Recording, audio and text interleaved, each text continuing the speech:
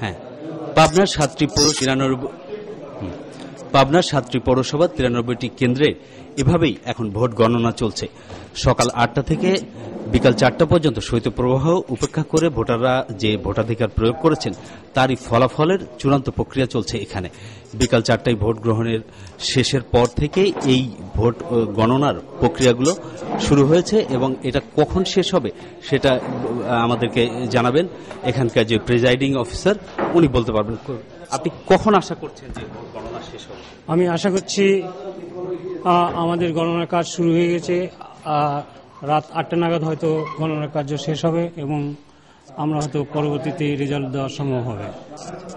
Presiding officer যেটা বলছেন যে 8টার দিকে উনি এই কেন্দ্রের ফলাফল দিতে পারবেন।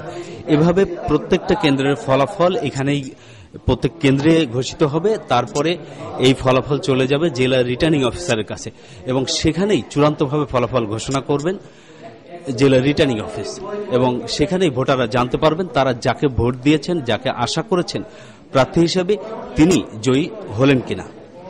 এখন আমরা চ্যানেল আই স্টুডিওতে ফিরে যাচ্ছি। সকালের ঘন কুয়াশা এবং